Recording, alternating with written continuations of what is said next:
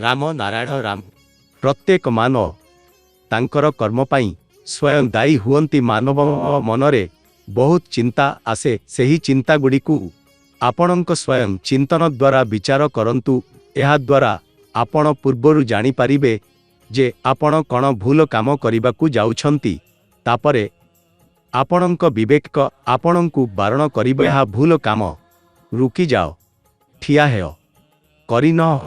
जदि आपण भावंती जे आपणक विवेक सुअथिबा अवस्थारे अछि, तेबे आपण एमिति भूल काम करि पारिबे जहा कि आपण करिबाकु चाहछंती।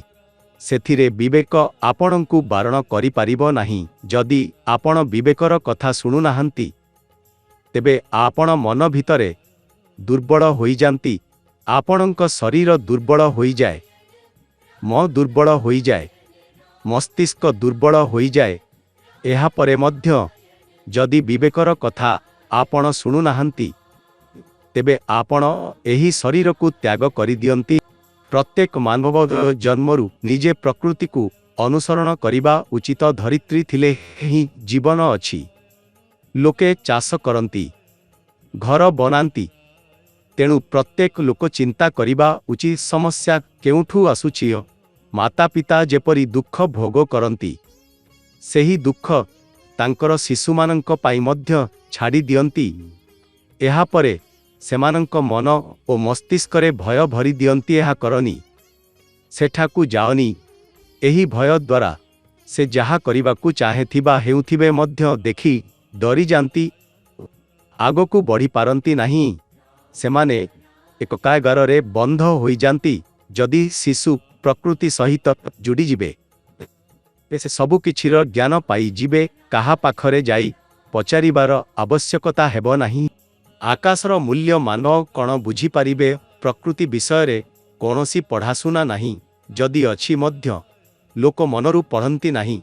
प्रकृति हेउछि आमर माता पिता, आकाश हेउछि आमर माता पिता। आमे आकाश चिंतन को छाड़ी पृथ्वी उपरे मानव सृष्टि कथा भाबुछु। प्रकृतिर जे सिस्टम, सेथिरे समस्त जनता मिसी बसी भाबी चिंतन करी समाधान करिबा उचित। जेपरि समस्तंक पाई एक उत्तम प्रकृतिर संविधान तैयारी हेउ। प्रकृतिरे कोनोसी मालिकी नाही। आजिर संविधान राजनैतिक दल सबु मानव सृष्टि। एही सबुकु पृथ्वीरु अपसारण करिबाकु पड़िबो।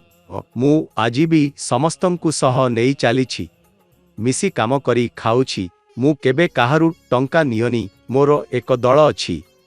आमे समस्ते मिसी कष्ट करी जीवन यापन करू। एही परी समस्तंकु एकठी होई आवाज उठेइबा दरकार, जहा आम जन्म सिद्ध अधिकार। सेथिरे आमे अनुसूचित हेबा दरकार। लक्ष लक्ष वर्ष पूर्वे कोनोसी व्यक्तिंक पाखरे मालिकी अधिकार नथिला। एही अधिकार तेबे आसिला जेतेबेले व्यक्तिंक चिंतन ओ बुद्धि अतिक्रम कला समस्यार समाधान पाई। समस्तंकु आकाश दिगकु देखिबाकु पड़िबो। सेठी कण घटुछि, सेठी भी संविधान अछि, से देखा जाए, से कथा भी कहे। एही सबु काम ओ कथा आम विवेक द्वारा हुए। एही कथा को आमे सुनिबा उचित, बुझिबा उचित ओ पृथ्वी उपरे लागू करिबा उचित। अत्यंत दरकार जे आमे समस्ते आत्मचिंतन करिबा उचित।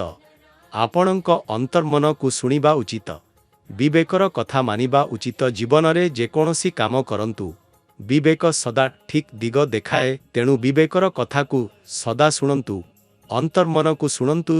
आजिर परिवेश रे मानव संपूर्ण सुख ओ शांति रे अन्वेषण रे अछंती।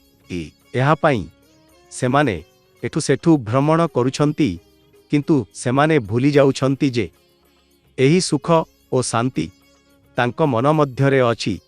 सेमाने केवल एक काम करिबाकु हेब, राम नारायण राम नाम सहित जुड़ी जिबा। तापरे देखंतु किपरि जीवन रे सेमाने सुख अनुभव करिथिबे। आजिर परिवेश रे दरकार जे आमे राम नारायण राम नाम सहित जुड़ी जिबा। कारण एकमात्र सेही नाम जेउथि आपणक जीवन गोलमाल को ठीक दिग देई पारे। जेतेबेले एक मानव राम नारायण राम सहित ଯୋଡ଼ିଯାଏ ତାଙ୍କ ଜୀବନକୁ ଏକ ନୂଆ ଦୃଷ୍ଟିକୋଣ ମିଳେ। ଏହି ନୂଆ ଦୃଷ୍ଟିକୋଣ ଆମକୁ ନୂଆ ଶକ୍ତି ଦିଏ ଓ ଜୀବନକୁ ସଫଳ ବନାଇଥାଏ।